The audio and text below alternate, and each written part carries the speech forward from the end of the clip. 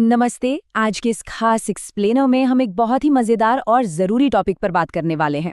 Financial freedom की शुरुआत अक्सर एक बहुत बड़े और क्लियर गोल से होती है, और इन्वेस्टिंग की दुनिया में जो लोग बिल्कुल नए हैं उनके लिए वो पहला बड़ा माइलस्टोन अक्सर होता है 10 लाख रुपए। सुनने में ये रकम थोड़ी बड़ी लगती है ना, खासकर तब जब किसी ने पहले कभी इन्वेस्ट ना किया हो। लेकिन एक पर्सनल फाइनेंस मेंटर के तौर पर यह बात बिल्कुल साफ है कि 10 लाख रुपए तक पहुंचना कोई जादू नहीं है। ये एक बहुत ही क्लियर मैथमेटिकल और स्ट्रैटेजिक प्लानिंग का नतीजा है। तो आज हम इसी स्ट्रैटेजिक प्लान को बिल्कुल आसान और सीधी भाषा में डिकोड करने वाले हैं। ओके, चलिए इसमें थोड़ा डिटेल में जाते हैं। जब भी कोई पहली बार इन्वेस्ट करने का सोचता है तो मन में सबसे पहला सवाल यही आता है, क्या 10 लाख रुपए तक पहुंचने के लिए हर महीने 5,000 रुपए का इन्वेस्ट करना जरूरी है, या फिर सिर्फ 2,000 रुपए भी काफी हो सकते हैं?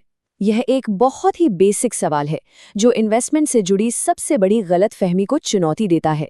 ये सोच के इन्वेस्ट शुरू करने के लिए पहले से ही बहुत सारा पैसा होना चाहिए। सच्चाई इससे बिल्कुल अलग है।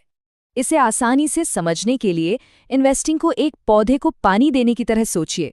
जब एक छोटा सा बीज बोया जाता है तो उस पर एक ही दिन में पूरी बाल्टी भर पानी नहीं डाल दिया जाता। हर दिन या हर हफ्ते थोड़ा थोड़ा पानी दिया जाता है।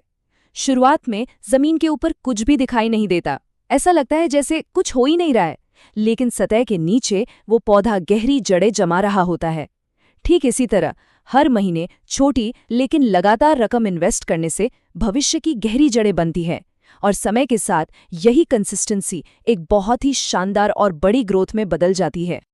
इस एक्सप्लेनर में आगे बढ़ते हुए आज हम कुछ अहम बातों पर चर्चा करेंगे। सबसे पहले एक वेल्थ गोल सेट करना, फिर 10 लाख रुपए तक पहुंचने का गणित, उसके बाद समय की असली ताकत को समझना, उन आम गलतियों से बचना जो अक्सर नए इन्वेस्टर्स करते हैं, और आखिर में एक प्रैक्टिकल एक्शन प्लान बनाना। चलिए सबसे पहले कदम की तरफ बढ़ते हैं, एक वेल्थ गोल सेट करना, या आसान शब्दों में कहें तो अपनी फाइनेंशियल दिशा तय करना। इन्वेस्ट शुरू करने से पहले जो सबसे जरूरी चीज है वो है लक्ष्य का बिल्कुल क्रिस्टल क्लियर होना। क्या टारगेट 5 लाख रुपए का है, 10 लाख का है, या 50 लाख का? बिना किसी क्लियर गोल के इन्वेस्ट करना बिल्कुल वैसा ही है जैसे रेलवे स्टेशन पर जाकर टिकट काउंटर पर कहा जाए कि एक टिकट दे दो, लेकिन ये ना बताया जाए कि जाना कहाँ है। बिना लक्ष्य के शुरू किया गया इन्वेस्टमेंट बहुत जल्दी टूट जाता है, क्योंकि उसके पीछे कोई ठोस वजह नहीं होती। अब आते हैं इसके दूसरे पहलू पर, 10 लाख रुपए तक पहुंचना और इसका असली रियलिटी चेक। आखिर इसका नंबर गेम कैसे काम करता है? अब यहाँ जो सबसे दिलचस्प बात है वो ये है कि 10 लाख रुपए का लक्ष्य हासिल करने का सटीक गणित बिल्कुल स्पष्ट है। मान लीजिए लक्ष्य 10 लाख रुपए है और टाइम फ्रेम 10 साल का है। अगर एक कंजर्वेटिव एस्टिमेट के तौर पर लगभग 12% का रिटर्न मानकर चलें तो हर महीने लगभग 4,300 रुपए की SIP यानी सिस्टमैटिक इन्वेस्टमेंट प्लान शुरू करने की जरूरत होगी। बस हर महीने 4,300 रुपए, और 10 साल बाद वह पैसा बढ़कर लगभग 10 लाख रुपए हो जाएगा। देखिए, ये कोई अनुमान या तुक्का नहीं है, ये सीधा सीधा गणित है। लेकिन रुकिए, क्या होगा अगर हर महीने इन्वेस्ट करने के लिए 4,300 रुपए ना हो? यहीं पर हमारी तीसरी रणनीति काम आती है, समय की ताकत। आखिर शुरुआत जल्दी करना इतना जरूरी क्यों है? और ये टेबल बहुत ही शानदार तरीके से दर्शाता है कि टाइम इन्वेस्टिंग की दुनिया में असली गेम चेंजर कैसे है। इसे ध्यान से देखिए।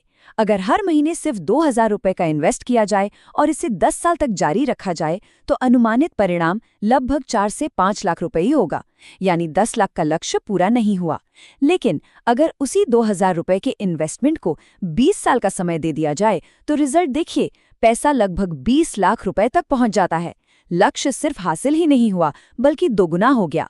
यही कंपाउंडिंग यानी चक्रवृद्धि ब्याज का जादू है। इससे अगर तुलना करके देखा जाए तो एक शॉर्ट टर्म टाइमलाइन अक्सर कंपाउंडिंग के लिए पर्याप्त समय न मिल पाने के कारण मुख्य लक्ष्य से चूक जाती है। इसके विपरीत एक लॉन्ग टर्म वेल्थ स्ट्रैटेजी छोटी लेकिन निरंतर आदतों को एक बहुत बड़े एक्सपोनेंशियल ग्रोथ में बदल देती है। जब समय बढ़ाया जाता है तो जेब से बहुत कम पैसा लगाना पड़ता है और रिटर्न खुद ब खुद आपके लिए काम करने लगता है। अब जब सही तरीका सामने है तो चौथे भाग पर चलते हैं, सामान्य गलतियों से बचना, यानी अपने उस इन्वेस्टमेंट रूपी पौधे की रक्षा करना।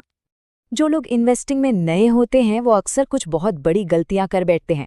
पहली गलती है बिना सही कैलकुलेशंस किए इन्वेस्टमेंट शुरू कर देना। दूसरी गलती है कोई स्पष्ट फाइनेंशियल लक्ष्य ना होना। लेकिन सबसे खतरनाक और सबसे आम गलती क्या है? इन्वेस्टमेंट प्लान को बीच में ही रोक देना। याद है वो पौधे वाला उदाहरण? इन्वेस्ट करना बीच में ही रोक देना बिल्कुल वैसा है जैसे एक बढ़ते हुए पौधे को पानी देना बंद कर देना। मार्केट ऊपर नीचे होगा, मुश्किलें आएंगे, लेकिन जो डर कर इन्वेस्ट करना छोड़ देते हैं वो अपने टारगेट तक कभी नहीं पहुंच पाते। चलिए, अब तक जो भी समझा गया है उसका एक छोटा सा टेस्ट लेते हैं, एक पॉप क्विज। यदि कोई इंसान महीने में केवल 2,000 रुपए ही बचा सकता है तो 10 लाख रुपए तक पहुंचने के लिए किस एक सबसे महत्वपूर्ण फैक्टर का लाभ उठाया जाना चाहिए? सोचिए। इसका बिल्कुल सही जवाब है समय। अपनी टाइमलाइन को बढ़ाना ही यहाँ सफलता की इकलौती चाबी है। चलिए आगे बढ़ते हैं और देखते हैं कि यह कैसे काम करता है। अब इस एक्सप्लेनर के सबसे जरूरी हिस्से की बारी है, आपका एक्शन प्लान। क्योंकि जानकारी तब तक बेकार है जब तक उस पर एक्शन न लिया जाए। एक स्मार्ट और सुरक्षित रणनीति के बस 4 आसान कदम होते हैं। पहला कदम, एक निश्चित टारगेट सेट कीजिए। दूसरा कदम, इन्वेस्टमेंट की टाइमलाइन तय कीजिए। तीसरा कदम, हर महीने कितनी राशि चाहिए इसकी गणना कीजिए। और चौथा कदम, आज ही शुरुआत कीजिए। उपलब्ध संसाधनों का उपयोग करके एक बेसिक इन्वेस्टमेंट खाता खोला जा सकता है। यही वो कदम है जो सिर्फ सपने देखने वालों को असल में वेल्थ बनाने वालों से अलग करता है। और अगर इन नंबरों और कैलकुलेशंस को समझने में थोड़ी मदद की ज़रूरत महसूस हो रही है या ये समझ नहीं आ रहा कि आपके खास लक्ष्य के हिसाब से कितनी राशि इन्वेस्ट करनी चाहिए, तो चिंता की कोई बात नहीं है। एक मेंटर के तौर पर मदद हमेशा उपलब्ध है। एक कस्टमाइज्ड रोड मैप के लिए सीधे कनेक्ट किया जा सकता है। सटीक कैलकुलेशन करके एक परफेक्ट पर्सनलाइज्ड इन्वेस्टमेंट प्लान तैयार करने में पूरी सहायता की जाएगी। लेकिन इस इन्वेस्टमेंट के सफर में पारदर्शिता और सुरक्षा सबसे ऊपर होनी चाहिए। इसीलिए स्क्रीन पर दी गई इस अनिवार्य वित्तीय चेतावनी को पढ़ना और समझना बहुत जरूरी है। म्यूचुअल फंड निवेश बाजार के जोखिमों के अधीन है। योजना से जुड़े सभी दस्तावेजों को ध्यान से पढ़ें। निवेश करने से पहले ये सेबी की एक गाइडलाइन है और एक समझदार निवेशक के रूप में इसका हमेशा पालन किया जाना चाहिए। और अब आज के इस एक्सप्लेनर के बिल्कुल आखिरी में आकर एक बात बिल्कुल तय है। इन्वेस्ट करने में की गई हर एक दिन की देरी उस 10 लाख रुपए के लक्ष्य को और मुश्किल बना देती है।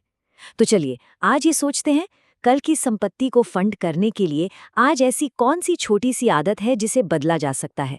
क्या वो बाहर का एक खाना कम करना है या कोई और गैर जरूरी खर्चा? आज की ये छोटी सी चॉइस ही तय करेगी कि आने वाला वित्तीय भविष्य कैसा होगा। आज के इस एक्सप्लेनर में जुड़ने के लिए बहुत बहुत धन्यवाद। बस सीखते रहें और समझदारी से इन्वेस्ट करते रहें।